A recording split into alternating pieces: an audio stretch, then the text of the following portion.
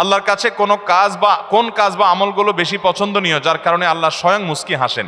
এবং আরেক হাদিসে আছে, যার আমল দেখে আল্লাহ রাব্বুল আলামিন হাসেন, আল্লাহ রাব্বুল আলামিন তাকে অবশ্যই জান্নাত দেন এবং জাহান্নাম থেকে মুক্ত ঘোষণা করেন। আমি অনেকবার তওবা করেছি, প্রত্যেকবারই ভঙ্গ হয়েছে, তাহলে কি আমি মুনাফিক হয়ে গেছি? বিভিন্ন এলাকায় অসুখ বিসুখ যাতে কম হয়, বার্ষিক সিন্নি, খোদাই সিন্নি, মহরমের সিন্নি নামে বিভিন্ন সিন্নি করা হয়, এগুলো করা কতটুকু বৈধ? মহিলাদের জন্য তালিম জায়েজ জানি, কিন্তু বর্তমানে মহিলারা যে সন্তান সংসার রেখে 2-3 দিনের জন্য তালিমে চলে যায় দূর দূরান্তে, এটা ইসলামের দৃষ্টিতে কতটুকু বৈধ? না, বিশেষ উদ্দেশ্য ছাড়া ফেসবুক বা মেসেঞ্জারে 3 বার কবুল বলি, তাতে কি আল্লাহর দরবারে বিয়ে কবুল হয়ে যাবে? এতে কি কোনো গুনাহ আছে? পোলাপান বান্দরামি করার জিনিস খুঁজে পাও না? আমি এখান থেকে গ্রামে যাব এবং ওই দিনই আবার চলে আসব, এক্ষেত্রে আমার নামাজ কি কসর করতে হবে? দেখুন, গ্রামে আমরা প্রত্যেকে যার যার বাড়িতে যখন যাব, সেটা আমাদের মূল ঠিকানা, আসল ঠিকানা হলে সেখানে আমি 1 ঘন্টার জন্য যদি যাই, নামাজ আমাকে পুরা পড়তে হবে। নিজের স্থায়ী ঠিকানাতে কখনো কসর হয়? পথে কসর হবে। বাড়িতে যখন চলে গেছেন, আপনার বাড়ি কুমিল্লাতে, আপনার বাড়ি চট্টগ্রামে, আপনার বাড়ি বগুড়াতে বা খুলনাতে বা সিলেটে, আপনার বাড়ি যেখানেই হোক না কেন, যখন সফরের দূরত্ব হবে, নিজের স্থায়ী ঠিকানায় 1 ঘন্টার জন্য যদি যান, সেখানে পুরো নামাজ পড়তে হবে, কসর চলবে। কিন্তু কিছু লোক আছে, গ্রামে বাড়ি আছে ঠিক আছে, কিন্তু তাদের গ্রামের বাড়ি এখন আর স্থায়ী ঠিকানা না। ধরুন আপনি ঢাকা শহরে বাড়ি কিনছেন বা ফ্ল্যাট কিনছেন, পাসপোর্টে, এনআইডিতে, সরকারি সব কাগজে পত্রে ঠিকানাতে আপনি স্থায়ী ঠিকানাও এটা, বর্তমান ঠিকানাও এটা। গ্রামের বাড়ি আছে, কিন্তু ওটা আপনার স্থায়ীও না, বর্তমান ঠিকানাও না, জাস্ট বেড়াইতে যান, ভাই বেড়াদাররা আছে, অন্যরা আছে, তাহলে ওইটাতে আপনি গেস্ট, সেখানে আপনি কসর পড়বেন। এবং এটা আপনার স্থায়ী এবং বর্তমান ঠিকানা হলে, অনেকে আছে বাড়িতে জমি জমা আছে, শুধুমাত্র থাকার ঘরবাড়িও নাই এবং ভাগযোগ হয়ে গেছে, সে শুধু গেস্ট হিসেবে যায়, ভাইদের মেহমান হয়ে যায়, তাহলে সে কসর পড়বে। আর না হলে স্থায়ী ঠিকানায় গেলে 1 ঘন্টার জন্য সে কি করতে হবে? পুরো নামাজ পড়তে হবে, যদি স্থায়ী ঠিকানা হয় তার গ্রাম। এরপরে প্রশ্ন হলো, আমি অনেকবার তওবা করেছি, প্রত্যেকবারই ভঙ্গ হয়েছে, তাহলে কি আমি মুনাফিক হয়ে গেছি? না ভাই, তওবা হওয়ার পর তওবা ভেঙে যাওয়াটা অস্বাভাবিক নয়। আপনারা খুশি হবেন শুনে, আমাদের রব আল্লাহ রাব্বুল আলামিনের একটা গুণবাচক নাম হলো তাওয়াব। কি নাম ভাই? তাওয়াবের মানে জানেন? আল্লাহু আকবার। রিপিটেডলি, বারবার যিনি বান্দার তওবা কবুল করেন। এই জন্য ভাই, একবার গুনাহ হয়ে গেছে, আল্লাহর কাছে তওবা করেছেন, চেষ্টা করছেন যে আর যেন না হয়, কিন্তু আবার শয়তান কাত করে ফেলে দিয়েছে, আবারও তওবা করে ফেলবেন এবং দুর্বল হবেন না। এখানে ইবলিস আপনাকে বলবে, তুই এতবার একই কাজ করে তওবা করছস আল্লাহর কাছে, আবার কোন মুখে তওবা করবি? থাক, বাদ দে। আপনার তওবা থেকে দূরে সরাবে। এটা হলো শয়তানের সবচেয়ে বড় অস্ত্র। কখনো নিরাশ হওয়া যাবে না। তওবা আগের বারের চাইতে পরের বারটা আরো স্ট্রং করবেন, যে ঠিক আছে আগের বারটা তওবা আমি দুর্বল ছিল, এটাকে আরো স্ট্রং করব, চেষ্টা করবো না ইনশাআল্লাহ। তাহলে তওবা বারবার করতে হবে, বারবার করতে হবে। ভেঙে গেলে আরো শক্ত, হার্ডলি তওবা করতে হবে, নিজের প্রতি নিজে শাসন চালাতে হবে, এভাবে ইনশাআল্লাহ সামনে আগাইতে হবে। ভারতবর্ষে একজন কবি বলেছেন, আরে ইয়ে কুস্তি তো হয় অমর ভর কি, কবি ও দাবালে কবি তু দাবালে। ইবলিসের সাথে তোমার লড়াই তো সারা জীবনের। কখনো ইবলিস তোমাকে কাত করে ফেলে দিবে, তোমার দ্বারা গুনাহ করে ফেলবে, আবার কখনো চোখের পানি ফেলে কেঁদে কেটে আল্লাহর কাছে একান্তে। ভাইরা, কিছু নির্জন সময় কাটানো দরকার। আমাদের কোনো নির্জন সময় নাই। নির্জন সময় হলে ওই মোবাইলে আমরা ঢুকে পড়ি, মোবাইল টোবাইল বন্ধ করে ফেলে দিনে রাতে 24 ঘন্টার ভিতরে 5 ওয়াক্ত নামাজের পরে আগে যে কোনো সময় অন্তত 2-4-5টা মিনিট একটু চিন্তা ভাবনা করবেন, একটু নিজের হিসাব মিলাবেন, আল্লাহর সাথে কথা বলবেন।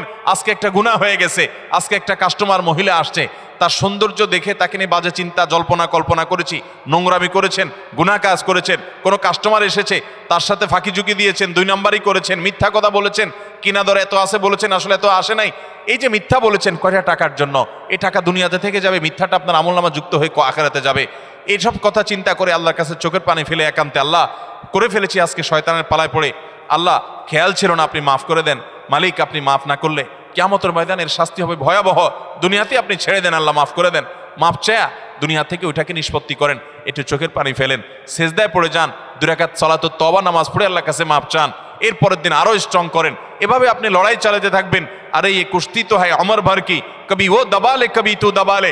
শয়তান গুনাহ কমা আপনার দ্বারা করায় সে জিতে যাবে, আর আপনি তওবা করে চোখের পানি ফেলে গুনাহ মাফ করিয়ে তারপরে আপনি শয়তানের উপরে জিতে যাবেন। তওবা করতে থাকবো তো ইনশাআল্লাহ। তওবা করতে কখনো ক্লান্ত হবেন, তওবা অব্যাহত রাখবেন, অনবরত রাখবেন। দুনিয়াতে কোনো ফেরেশতা মানুষ নাই, সবাই গুনাহ করে। এর মধ্যে সবচেয়ে উত্তম মানুষ হলো গুনাহ করার পর যে নিজের ভুল বুঝতে পারে নিজেকে শাসন করে সংশোধন করে সে তওবা করে মাপ চায়। মনে রাখবেন, যে ব্যক্তি তওবার শর্ত আদায় করে তওবার শর্ত কি? তওবার শর্ত হলো যে কাজটা করেছি গুনার কাজ, এটার জন্য নিজেকে নিজে শাসন করলাম, কেন আমি এত নিকৃষ্ট কাজ করলাম, আল্লাহ আমার প্রতি কত এহসান করেছেন, কত অনুগ্রহ করেছেন, আমার জীবনে কত বিপদ এসেছে আল্লাহ উদ্ধার করেছেন, তাহলে আমি কেন এই গুনার কাজটা করলাম? নিজেকে শাসন করা, ভবিষ্যতে না করার পরিকল্পনা করা, লজ্জিত হয়ে চোখের পানি ফেলে আল্লাহর কাছে মাপ চাওয়া, এই কাজটা যদি আপনি বারবার করেন আপনি নিশ্চিত থাকতে পারেন আপনার তওবা দিন দিন আস্তে আস্তে স্ট্রং হবে এবং একটা সময় আপনি গুনাহ ছাড়তে পারবেন ইনশাআল্লাহ। এই জন্য তওবা কখনো ছাড়া যাবে, যতবারই তওবা ভাঙুক তওবা আরো স্ট্রং করে করতে হবে। এরপরে প্রশ্ন হলো, কেউ কালো জাদুগ্রস্ত হয়েছে এমন যদি জানতে পারে তাহলে তার করণীয় কি? এ বিষয়ে আমরা বিভিন্ন জায়গায় প্রশ্ন পাই, ভালো করে শুনে রাখেন। বিশেষ করে আপনারা পুরান ঢাকার কাছাকাছি এলাকার মানুষ, পুরান ঢাকায় সবচেয়ে বেশি, চট্টগ্রামে প্রচুর পরিমাণে আছে। আমাদের দেশে এখন ব্ল্যাক ম্যাজিক, কালো জাদু যেটাকে আমরা বলি, এই কালো জাদু টোনা এগুলো এই পরিমাণ বাড়ছে, আমি সারা দেশে ঘুরে বেড়াই, শত শত হাজার হাজার মানুষের প্রশ্ন আমার কাছে আসে। প্রতি সপ্তাহে এভারেজ আমার কাছে অন্তত 25 থেকে 30 হাজার প্রশ্ন মানুষের আমার কাছে আসে আলহামদুলিল্লাহ। শুধুমাত্র শুক্রবারের লাইভে আমাদের 15 থেকে 20 হাজার 1 ঘন্টার মধ্যে প্রশ্ন আসে। এই হাজার হাজার প্রশ্ন নিয়ে আমরা কাজ করি। মানুষের অবস্থা আমি জানি এই প্রশ্নগুলোর মাধ্যমে। এই দেশে প্রতিটা ঘরে ঘরে ব্ল্যাক ম্যাজিকের রুগী আছে। আল্লাহ যাকে বাঁচাইছে তারা ভিন্ন, কিন্তু আমি দায়িত্ব নিয়ে বলতে পারি ম্যাক্সিমাম ফ্যামিলিতে ব্ল্যাক ম্যাজিকের রোগী ভরা, আমরা টেরও পাচ্ছি না। ছোট পোলাপান, অস্বাভাবিক চিল্লাচিল্লি, অস্বাভাবিক দুষ্টামি, ওই দুষ্ট জিনের উপদ্রব অথবা ব্ল্যাক ম্যাজিক। অসুস্থ, কোনোভাবে ভালো হচ্ছেন না, বহু ট্রিটমেন্ট করছেন, চেক আপ করেছেন, ডায়াগনোসিস হচ্ছে না। সবসময় নিশ্চিত না, কিন্তু অনেক ক্ষেত্রেই এগুলা ব্ল্যাক ম্যাজিকের রোগী হওয়ার সম্ভাবনা। আপনারা দেখবেন ফেসবুকে ইদানিং এই উৎপাত বেশি বাড়ছে। বিভিন্ন পোস্টের কমেন্টে দেখবেন পোস্টার দিয়া প্রচার করে তান্ত্রিক অমুক কামরূপ কামাখ্যা থেকে প্রশিক্ষণ প্রাপ্ত। দেখছেন নি? এগুলো হলো শয়তানের খালাতো ভাই, সাক্ষাৎ খালাতো ভাই। এবং আপনার বিভিন্ন ঢাকা শহরের পিলারে পিলারে দেখবেন এই তান্ত্রিক অমুক, ভাগ্য বদলায় দেয়, এটা করে সেটা করে, এসব শয়তানি অ্যাডভার্টাইজ দেখছেন না? দেখেন নাই? ব্ল্যাক ম্যাজিক এটাকে এক সময় আমাদের এক শ্রেণীর শিক্ষিত মানুষ বলতো যে এগুলো হুজুরদের আজগুবি কথা, কিসের আবার ব্ল্যাক ম্যাজিক, দেখা যায় না, শোনা যায় না, বুয়া বোগাস কথাবার্তা। ভাইরা আমার, এই যে কদিন আগে বিশ্বকাপ ফুটবল শেষ হয়ে গেল, আমি নিজে অনেকগুলো মিডিয়াতে দেখেছি বিশ্বকাপ ফুটবলে অনেক বড় বড় খেলোয়াড়দেরকে দুর্বল করার জন্য প্রতিপক্ষের খেলোয়াড় বা বাজিকরেরা, বিভিন্ন লোকেরা ব্ল্যাক ম্যাজিক করেছে এবং কোটি কোটি টাকা খরচ করে ব্ল্যাক ম্যাজিক করে তাদেরকে অচল করে দেওয়ার চেষ্টা করে। আরে বিশ্বকাপ অনেক দূরে রাখেন, আমার দেশে আসেন, একটা খেলা আছে, নাম হলো পাতা খেলা। আপনি গুগলে সার্চ দিয়ে যে পাতা খেলা দেখলে আপনি পাবেন। আমি সার্চ দিয়ে অন্তত 2-4-5টা জাতীয় দৈনিকের রিপোর্ট, প্রতিবেদন, এই খেলার আদ্য পান্ত জেনে তারপরে কথা বলছি। আমি আলহামদুলিল্লাহ ওই ফেসবুকে ঠুনকো ঠানকো কোথায় কি পাইছে টাইছে এগুলো নিয়ে আমি কথা বলি না, বক্তব্য দেই না। আমি চেষ্টা করি যেটা বলবো সেটা জেনে শুনে দায়িত্ব নিয়ে তারপরে আমি বলার চেষ্টা করি। এই পাতা খেলার উপরে আমি অনেক পড়াশোনা ঘাটাঘাটি করেছি, অনলাইনে অনেক আর্টিকেল পড়েছি, অনেক প্রতিবেদন পড়েছি। আমাদের দেশে হয়, আপনার উত্তরবঙ্গের দিকে বিশেষ করে হয়, অনেক জেলাতে। এই পাতা খেলাটা অবাক করা এক খেলা, যে এটা পুরাটাই ওই জাদু মন্ত্রের খেলা। এবং এটা আমাদের দেশে অনেক আগে থেকে একসময় হিন্দুদের মধ্যে প্রচলন ছিল। এখন মুসলমানরা এটাই কোনো দোষী কিছু মনে করে না, পড়তেছে। রীতিমতো কুফুরি এবং ইমান চলে যাওয়ার মতো বিষয়। এখানে কুফুরি কিছু মন্ত্র আছে, শয়তানি কিছু মন্ত্র আছে। শয়তান আমরা যাকে দেখি না, এটা আরেক আলোচনা, ঘন্টায় ঘন্টা আলোচনা করতে হবে, শয়তান নিয়ে আজকে আলোচনা করব না। এই শয়তানের মন্ত্র, কুফুরি মন্ত্র, এই মন্ত্র পাঠ করার মাধ্যমে এই অলৌকিকত্ব দেখা যায়। কি হয়েছে, একটা লোকের নাম দেয় পাতা, আসলে ওইরকম আদতে কোনো পাতা না, একটা ব্যক্তি। তো ওই ব্যক্তিকে দূর থেকে একজন জাদুকর সে মাটিতে এরকম মন্ত্র পড়ে, ওই যে যারে নাম দিছে পাতা তার, সে নিজেও জাদুকর, তার কাজ হলো সে মন্ত্র পড়ে পড়ে নিজেকে এক জায়গায় ধরে রাখবে। আর এর কাজ হলো ওরে মন্ত্র পড়ে পড়ে একটা দাগ দেওয়া আছে, দাগ পর্যন্ত নিয়ে আসবে, টেনে নিয়ে আসবে মন্ত্রের কারণে। অবাক করা বিষয় না? এবং সত্যি আনতে পারে, এ মন্ত্র দিয়ে আনে, তো আনলে এ জাদুকর জিতে যায়, আর যদি টিকে যায় তাহলে সে জিতে যায়। এই পাতা খেলা বাংলাদেশে অনেক এলাকাতে বেশ বহুল প্রচলিত, হাজার হাজার মানুষ উপভোগ করে। এই যে কুফুরি কালাম, কুফরি কালাম পড়ে অনেক অলৌকিক কাজ করা যায়। একটা আস্ত সুস্থ মানুষ অসুস্থ হয়ে একদম কবরপর্যন্ত চলে যাবে, আপনি টেরও পাবেন না, ভয়াবহ রোগ হবে এই ব্ল্যাক ম্যাজিকের কারণে। কালো জাদু, এটা যে বললাম খেলোয়াড়দেরকে পর্যন্ত করা হয়। এটা আমাদের দেশে ঘরে ঘরে। আপনি বাঁচতে চান, নাম্বার 1, আপনার ঘরকে কোরআন দিয়ে আলোকিত করতে হবে। ভাইরা আমার, আমি বিভিন্ন সময় বলার চেষ্টা করি, আপনি ইমানদার হিসেবে, মুসলমান হিসেবে আপনার মধ্যে শয়তান মাঝে মধ্যে সন্দেহ ঢুকায় যে ইসলাম আসলে সত্য কিনা, না হুজুররা এসব বকওয়াস কথা বলে টলে।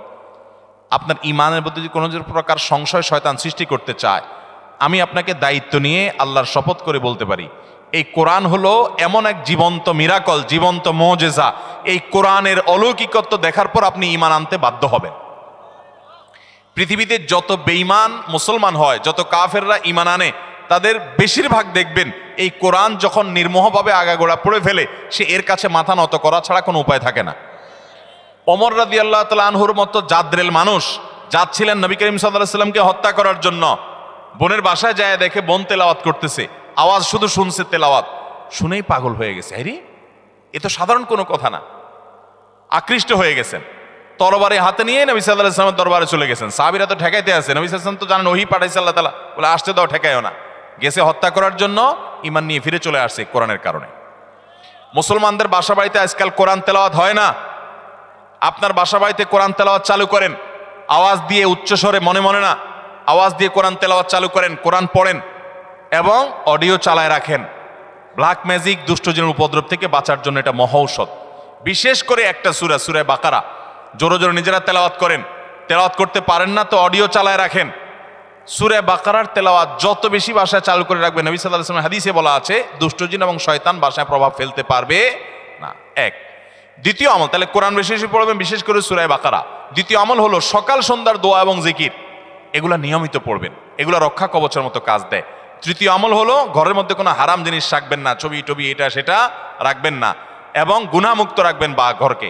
4 নম্বর আমল হলো যতবার বাসায় ঢুকবেন বিসমিল্লাহ পড়ে ঢুকবেন, বের হওয়ার সময় বিসমিল্লাহ পড়ে বের হবেন। টয়লেটের দরজাগুলো বন্ধ রাখবেন, ঢুকতে বিসমিল্লাহ পড়ে ঢুকবেন, এই দোয়া পড়ে ঢুকবেন, বের হওয়ার সময় দোয়া পড়ে বের হবেন। খাওয়ার সময় বিসমিল্লাহ পড়ে খাবেন, প্রত্যেকটা কাজে বিসমিল্লাহ করবেন, শয়তান অংশগ্রহণ করতে পারবে না ইনশাআল্লাহ। আর বিশেষভাবে 3 কুল সকাল সন্ধ্যায়, কুল হুয়াল্লাহ, কুল আযুল ফালাক, কুল রাব্বিন নাস, 3 বার সকাল সন্ধ্যার আমলের মধ্যে এটা চলে আসছে। আলাদা করে এটা রাতে, সকাল সন্ধ্যায় বিভিন্ন সময় পড়বেন ইনশাআল্লাহ। বিদিন আল্লাহ তাআলা এই দুষ্টজিন এবং ব্ল্যাক ম্যাজিক থেকে বেঁচে থাকার তৌফিক দান করবেন। এরপরে প্রশ্ন হলো, আসুন্নাহ ফাউন্ডেশনের দেওয়া অফিস আসিফ হুজুরকে দিয়ে রুকিয়া করা হয়েছে, আপনি কি রুকিয়া করেন? না ভাই, আমি রুকিয়া করি না।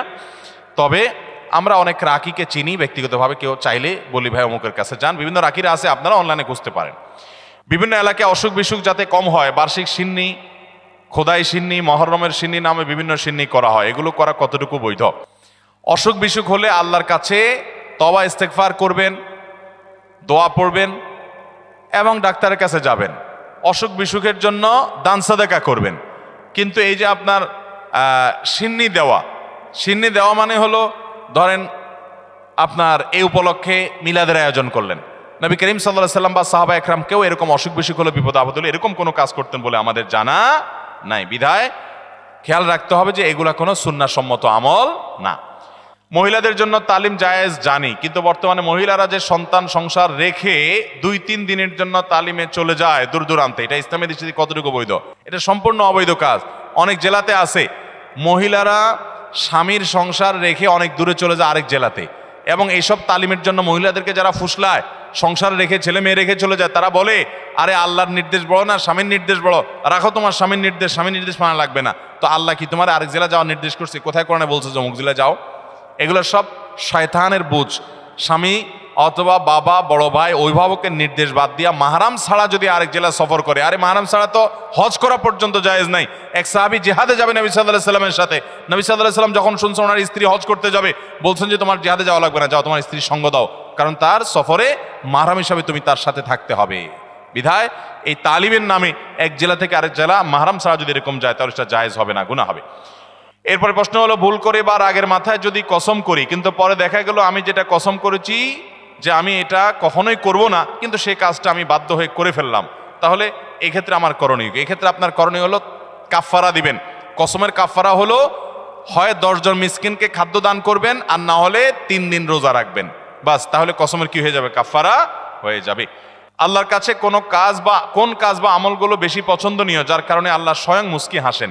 আল্লাহ রাব্বুল আলামিনের হাসিটা তার শান অনুযায়ী কেমন সেটা আল্লাহ ভালো জানেন। তবে হাদিসে বিভিন্ন বর্ণনা থেকে আছে যেটি হয়, বিশেষ করে শীতের সময় যখন কনকনে ঠান্ডা শীত উপেক্ষা করে কেউ যখন উঠে নামাজে দাঁড়িয়ে যায়, নবী করিম সাল্লাল্লাহু আলাইহি সাল্লামের হাদিসে লেখা আছে যে আল্লাহ রাব্বুল আলামিন বান্দার এই আমলটা দেখে হেসে দেন। এবং আরেক হাদিসে আছে, যার আমল দেখে আল্লাহ রাব্বুল আলামিন হাসেন, আল্লাহ রাব্বুল আলামিন তাকে অবশ্যই জান্নাত দেন এবং জাহান্নাম থেকে মুক্ত ঘোষণা করেন। এজন্য শীতের দিনে ফজরের নামাজ, তাহাজ্জুদের নামাজের গুরুত্ব অন্য সময়ের চাইতে অনেক বেশি। আমি একজন যুবক, আমরা অনেক সময় মজার ছলে বা বিয়ের উদ্দেশ্যে না, বিশেষ উদ্দেশ্য ছাড়া ফেসবুক বা মেসেঞ্জারে 3 বার কবুল বলি। তাতে কি আল্লাহর দরবারে বিয়ে কবুল হয়ে যাবে? এতে কি কোনো গুনাহ আছে? পোলাপান বান্দরামি করার জিনিস খুঁজে পাও না? না, অনেক পোলাপান এগুলো করে। এমনকি এই যে নাটক সিনেমাতে অনেক সময় অভিনয়ের অংশ হিসাবে এগুলো করে না অভিনেতারা? এদের মধ্যে কেউ যদি মুসলমান হয়, কারো যদি আল্লাহর প্রতি বিশ্বাস না থাকে তার কথা ভিন্ন হয়, বেঈমান নিয়ে আমাদের আলাপ নাই। যে মুসলমান, যে আল্লাহর প্রতি ঈমান আছে, তার জানতে হবে নবী করিম সাল্লাল্লাহু আলাইহি সাল্লাম বলেছেন, সালাতুন জিদ্দুহুন্না জিদ্দুন ওয়া হাজলুহুন্না জিদ্দুন। 3টা বিষয় সিরিয়াসলি করলে যা হবে, দুষ্টুমি, রসিকতা, অভিনয়, মজা করে করলে তা হয়ে যাবে কাহিনী বড় খতরনাক, বড় জটিল। অতএব আপনি দোস্ত দুষ্টামি করে কোনো ক্লাসমেট মেয়েকে বললেন অন্য 2-3 দোস্তের সামনে যে আমি ওরে বিয়ে করলাম, এবং সেও অ্যাডাল্ট, আপনিও অ্যাডাল্ট, দুজন সাক্ষীও আছে। আর বিশেষ করে নাটকে যেটা হয় যে অভিভাবক অনেক সময় থাকে, যদি সত্যিকারের অভিভাবক থাকে, ওখানে তো সব বকওয়াস অভিভাবক।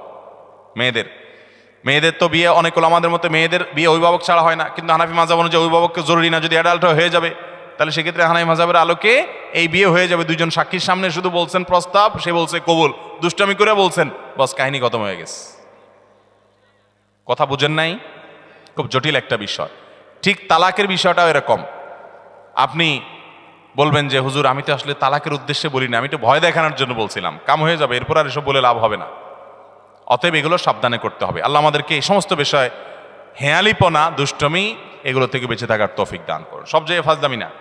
আমাদের নবী হযরত মুহাম্মদ সাল্লাল্লাহু আলাইহি সাল্লামকে না সৃষ্টি করলে নাকি আল্লাহ তাআলা কোনো কিছু সৃষ্টি করতেন না। এটা কতটুকু সত্য? এরকম একটা হাদিস আছে, কিন্তু সেই হাদিসকে মুহাদ্দিসগণ, হাদিস বিশারদ, বিশ্লেষকগণ এই হাদিসকে জাল হাদিস হিসাবে চিহ্নিত করেছেন। এর সনদ বিশুদ্ধতার সূত্রে বর্ণিত নয়। লাউলা খলিকতু লামা খলিকাতিল আফলাক। নবী সাল্লাল্লাহু আলাইহি সাল্লাম যদি সৃষ্টি না হতেন, আসমান জমিন সৃষ্টি হতো না। ভাইরা আমার, নবী সাল্লাল্লাহু আলাইহি সাল্লামের মর্যাদা বলার জন্য মিথ্যা হাদিস বলার কোনো দরকার নাই। আল্লাহ তাআলা তার নবী সাল্লাল্লাহু আলাইহি সাল্লামকে, তার হাবিবকে এমনি মর্যাদা দিয়েছেন, তার জন্য ভুয়া হাদিস বানানোর কোনো দরকার। তিনি সকল নবী রাসূলদের মধ্যে শ্রেষ্ঠ, তাকে আল্লাহ মেরাজে ডেকে নিয়ে সম্মানিত করেছেন, তাকে আল্লাহ তাআলা কিয়ামতের ময়দানে হাউজে কাউসার দান করবেন, তার শাফাআত হবে সবচেয়ে বড় শাফাআত, শাফাআতে কুবরা। তাকে আল্লাহ তাআলা কত মর্যাদা দিয়েছেন। অতএব ভুয়া ভিত্তিহীন হাদিস বলার দরকার নেই। বুখারীর হাদিসে আসছে, তিনি বলেছেন লা তুতরুনি কামা আতরাতিন নাসারা ইবনে মারইয়াম। খ্রিস্টানরা ঈসা আলাইহিস সালামের মর্যাদা বেশি বলতে গিয়ে ওনাকে আল্লাহর সন্তান বানায়া ঈমান হারা হয়ে গেছে। তোমরা আমার মর্যাদা বলতে গিয়ে এরকম সীমা লঙ্ঘন করবা না। এরপরে প্রশ্ন হলো, মোজ ধোয়া পানি পান করলে নাকি হারাম হয়, আসলে হাদিসে এমন কিছু আছে কিনা? মোজ ধোয়া পানি খেলে বা মোজ লাগলে কোনো কিছু খেতে গেলে সেটা হারাম বলে হয়। হারাম তো পরের কথা, অনেকে বলে মাকরু, হারামও হবে না মাকরুও হবে না। কারণ মোজ যদি থাকে আর পানি যদি আপনি খেতে যান, তো একটু আধটু লাগবেই লাগবে, যত ছোট থাকুক একটু হইলেও লাগবে। এখন যদি বলেন যে না আমি লাগাবো না, তাহলে মোজ বড় রাখতে হবে অনেক, এবং সে মোজ কিছু একটা দিয়ে চিমটি দিয়ে ধরে উঠায় ধরে তারপর খাইতে হবে। এছাড়া তো আমি কোনো উপায় দেখি না। কারণ যদি ছোট ছোট মোজ হয়, পানি খাবেন আর লাগবে না, তাহলে ঠোঁট ধরে উঠে রাখতে হবে। তাহলে বোঝা গেল এটা ভুয়া, ভিত্তিহীন কথা। মোজ যদি লেগে যায়, ইচ্ছাকৃত তো মোজ ধোয়া পানি, মোজ ধোয়া খানা, মোজে লাগলে সেটা খাবেন না আপনি। কারণ হলো সেটা তো আর পরিষ্কার করে হওয়ার সময় জীবাণু থাকতে পারে, ধুলাবালি থাকতে পারে। ইচ্ছাকৃত এটা করেও না কেউ, কিন্তু অনিচ্ছাকৃত যেটুকু লেগে যায়, এটার কারণে হারাম তো দূরের কথা, মাকরু হবে না। এটা ভিত্তিহীন কথা। কথা বুঝাতে পারছি? কোন মদ করে বলে শুনছে এই ফতোয়া যে মোজ ধোয়া পানি খাইলে গুনাহ হয়, মাকরু হয়। এই জন্য সে মদ খাওয়ার সময় তার মোজ বড় ছিল, উঠায় ধরে মদ খাইতো। যে মদ খাওয়ার সময় যদি মাকরু হয়ে যায়, তাহলে আল্লাহ নারাজ হয়ে যাবে। এই জন্য সে মোজ উঠায় নাকি মদ খাইতো। আল্লাহ জানে সত্য না মিথ্যা, ঘটনা শুনছি আমরা অনেক ছোটবেলা থেকে। তো যাই হোক, তো মোজদোয়া পানি খেলে বা কিছু খেতে গেলে মোচে লেগে গেলে আসলে কোনো গুনাহ হবে না। দাদার নামে নাতির নাম রাখা যাবে কিনা? দাদার নামে নাতির নাম তো পরের কথা, বাপের নামেও পোলার নাম রাখা যাবে, কোনো অসুবিধা নাই। আমাদের দেশে সবাই ইউনিক নাম খোঁজে, ইউনিক, টল্টু, বল্টু, নান্টু, পিন্টু, গিন্টু, হ্যাঁ, গেংটু, কি আজিব আজিব নাম খোঁজে সব। আরে ভাই, সবাই বলে ইউনিক নাম লাগবে, আনকমন না লাগবে কেন? আপনাকে আনকমন নাম লাগবে কেন? শুনেন, সৈয়দ আবুল হাসান আলী নদভী রহমতুল্লাহ আলাই ভারতবর্ষের সবচেয়ে বড় আলেমদের একজন ছিলেন এবং মুসলিম বিশ্বের নোবেল খ্যাত কিং ফয়সাল অ্যাওয়ার্ড পুরস্কার, এটা সারা বিশ্বে, বিশেষ করে এই ভারতবর্ষে অল্প কয়েকজন মানুষ পাইছে, এর মধ্যে উনি একজন ছিলেন। অনেক বড় পণ্ডিত মানুষ ছিলেন, সারা ওয়ার্ল্ডের বড় বড় ইউনিভার্সিটি, অক্সফোর্ডের মতো ইউনিভার্সিটি, বড় ইউনিভার্সিটিগুলোতে অতিথি লেকচার হিসেবে তিনি লেকচার দিতেন এবং মদিনা ইউনিভার্সিটির উপদেষ্টা পরিষদে ছিলেন অনেক শুরু থেকে, অনেক বড় ব্যক্তিত্ব ছিলেন সৈয়দ আবুল হাসান নদভী রহমতুল্লাহ আলাই। এ আল্লাহর বান্দা, তার পরিবারে কয়েকজন বাচ্চার নাম, কয়েক ভাই, একই ফ্যামিলিতে কয়েকটা ছেলে হয়েছে, সবগুলোর নাম রাখছে মোহাম্মদ। তাহলে একটা মুসিবত না? 4 ভাইয়ের নাম যদি মোহাম্মদ হয়, কোন মোহাম্মদে ডাক দিলে কোন মোহাম্মদ আসবে? এই জন্য পার্থক্য করার জন্য নাম দিছে মোহাম্মদ আউয়াল, মোহাম্মদ সানি, মোহাম্মদ সালেস, মোহাম্মদ রাবে। অর্থাৎ মোহাম্মদ ফার্স্ট, মোহাম্মদ সেকেন্ড, প্রথম মোহাম্মদ, দ্বিতীয় মোহাম্মদ, তৃতীয় মোহাম্মদ। ও, তৃতীয় মোহাম্মদ বললে একজন আসে, চৌথ মোহাম্মদ আসলে আরেকজন আসে। এটা বলার উদ্দেশ্য হলো যে একই নাম, আমাদের দেশে অনেককে আমরা নাম চাই, হুজুর একটা নাম দেন, তো বলি ভাই সবচেয়ে উত্তম নাম আব্দুল্লাহ, আব্দুর রহমান হাদিসে আসছে। সবচেয়ে সুন্দর নাম কি নাম? আব্দুল্লাহ। এবং কিয়ামতের ময়দানে মানুষকে নাম ধরে ডাকা হবে। পোলার নাম টল্টু রাখবেন, তো আপনাকে আল্লাহ তাআলা ডাকবেন, ও টল্টুর বাপ আসো।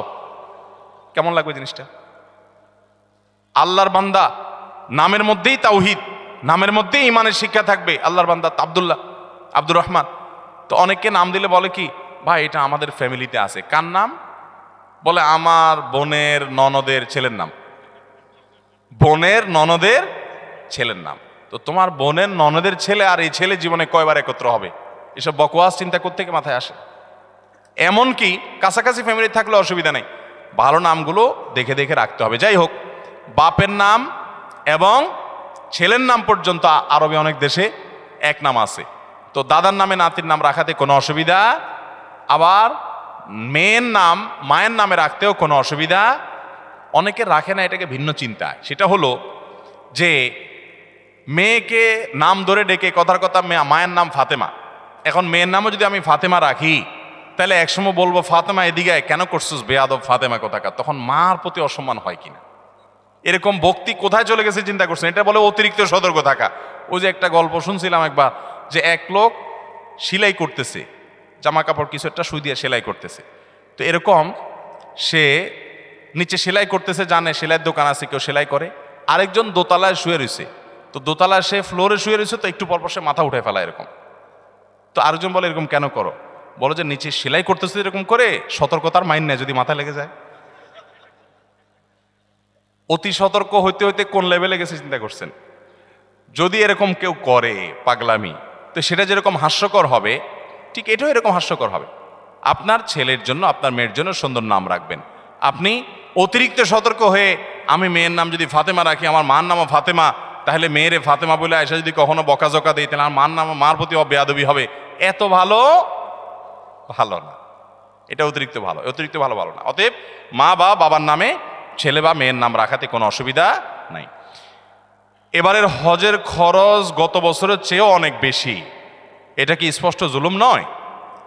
ভাইরা আমার, হজের খরচ গত বছর ছিল স্মরণকালের সবচেয়ে ভয়াবহ খরচ। আমি নিজেও গেছি, 6 লাখ টাকা প্রায় লেগে গেছে। এবছর হলো প্রায় 7 লাখ। 6 লাখ 80 না 75,000, 83,000, তাহলে 7 লাখের মতো প্রায়। গত বছর ছিল প্রায় 6 লাখের মতো। এই যে পার্থক্যটা হয়েছে, এটা মূলত রিয়াল ডলারের দাম বাড়ার কারণেই হয়েছে। কারণ হলো গত বছর হজের সময় রিয়ালের দাম ছিল 24 টাকা, 23 টাকা, এরকম 22, 23, 24 এই রেঞ্জের মধ্যে ছিল। এই বছর রিয়ালের দাম কত এখন? 28, 29, 30 টাকা। তাহলে 5 টাকা করে রিয়ালের প্রতি যদি দাম বাড়ে, সব কিছুই তো সেখানকার খরচ। অতএব বিশাল বড় একটা অংশ এখানে বেড়ে গেছে। এটা একটা বাস্তবতা। তবে সৌদি গভর্নমেন্টের কাছে আমাদের আবেদন থাকবে যে তারা হজের ক্ষেত্রে যেন আরেকটু দয়া এবং মায়া প্রদর্শন করে। কারণ মুআল্লিম ফি যেটা অন্য সময় সামান্য ছিল, সেটা গত বছর মাঝে 2-3 বছর করোনা গেল, গত বছর সেটা ডাবল না জানি ট্রিপল কয়েক গুণ সেটা বাড়াই দিস। আমি গত বছর হজে যাওয়ার সময় চিন্তা করছি যে যেটা বোধ হয় 2000-এর নিচে ছিল ওইটা 5000-6000 টাকা, 6000 রিয়াল, টাকা না, সৌদি রিয়াল, তার মানে 1 লাখ প্লাস। এটা মুআল্লিম ফি। তো মুআল্লিম ফি যেটা নিচে মক্কা মিনা মুজদালেফাতে সার্ভিস দেয় সেটার ফি, ঠিক আছে, এটা নিতে হবে, খরচের টাকা বুঝলাম। তো আগে যেটা ছিল ধরেন 2000-এর ঘরে, সেটা হঠাৎ করে 6-7 হাজারের ঘরে চলে গেল, 3 গুণ, এত বেশি, এত হাজার রিয়ালের ঘরে চলে গেল। আমি মনে করছি এবার বোধ হয় হজে নিয়া জামাই আদরে রাখবে মনে হয়, এত টাকা যেহেতু নিছে তাহলে বোধ হয় খুব আদর যত্ন করবে। তো আমি দেখলাম না, আদর যত্ন কিছু না, হাজি এমনি কম নিছে, সেজন্য একটু ফ্রি আছে। শুধুমাত্র মিনা মুজদালেফা আরাফাতে টয়লেটের নিচে স্ল্যাব বসাইছে, যেটা আগে প্লাস্টিকের ছিল, ব্যাস। আমি আর দৃশ্যমান কোনো পার্থক্য দেখলাম না, বাস। এটার কারণে বা আর যেগুলো আছে সেগুলো উল্লেখযোগ্য এমন আহামরি কিছু না, মানে এটার কারণে অন্তত 3 গুণ টাকা বৃদ্ধি হবে বা 3-4 গুণ হয়ে যাবে, অনেক গুণ বৃদ্ধি হয়ে যাবে, এরকম কোনো বিষয় না। এরপরে আসুন, বিমান ভাড়া সম্ভবত এই বছর কত, 2 লাখ বোধ হয়, 2 লাখের মতো ধরছে। কল্পনাই করা যায় না, যারা বিভিন্ন দেশ সফর করেন তারা জানেন। নর্মাল সময়ে এখান থেকে জেদ্দা আসা যাওয়া যেই ভাড়া হয়, হজের সময় তার ডাবল দিতে হয়। এটা যৌক্তিক, ডাবল দিতে হয় যে এটা যৌক্তিক। কারণ যে বিমানগুলো স্পেশালি হাজিদেরকে নেওয়ার জন্য আসে, এগুলো খালি আসে, আবার হাজিদেরকে নিয়ে চলে যায়, আবার নামায় দিয়ে খালি চলে যায়। কারণ হজের সময় যে ধরেন 50,000, এবছর হয়তো আর অনেক বেশি যাবে, ধরেন 1 লাখ হাজি গেল, তো 1 লাখ হাজি হঠাৎ করে যাচ্ছে বাংলাদেশ থেকে, সৌদি প্রবাসীদের আসা যাওয়ার জন্য রুটিন বিমান আছে, সেগুলো যদি 1 লাখ লোক হঠাৎ করে যাচ্ছে তাদের নিতে পারবে না, আলাদা বিমান দরকার হয়, ডেডিকেটেড বিমান লাগে, আরও অনেক ব্যাপার স্যাপার আছে। তো আলাদা করে হাজি সাহেবদেরকে নিতে হয়, আনতে হয়, সেজন্য ডাবল খরচ নিতে হয়। তো ডাবল খরচ যদি হয় তো সেটাও 2 লাখ টাকা, 2 লাখ প্লাস বা 2 লাখের কাছাকাছি হওয়ার কথা না। এক্ষেত্রে থার্ড ক্যারিয়ারকে সুযোগ দেওয়া যেতে পারে। সেক্ষেত্রে যদি টেকনিক্যাল সমস্যা হয় তাহলে বিমান ভাড়া সহনশীল হতে পারে। এমনকি ওমরার বিমান ভাড়া পর্যন্ত 1 লাখ, 1 লাখ প্লাস। আপনি এমনি সৌদি প্রবাসীরা আসা যাওয়া করে জিজ্ঞেস করেন ভাড়া কত, খুব আহামরি কিছু না, অনেক কম তার চাইতে।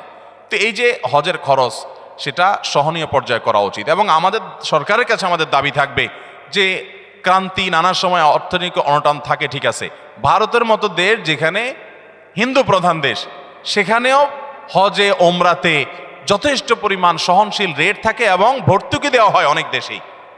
তো আমাদের দেশে হাজিদের জন্য অনেক কাজে তো ভর্তুকি দেওয়া হয়, যারা আল্লাহর ঘর হজ করতে যাবে তাদের জন্য ভর্তুকি দেওয়া যেতে পারে। তবে এখানে যে খরচটা হচ্ছে, সব খরচটা সবগুলো বেশিরভাগই সৌদি আরবেই হয়, বেশিরভাগ কি 99%ই সৌদি আরবের খরচ, আমাদের দেশে খরচ নাই বললেই চলে।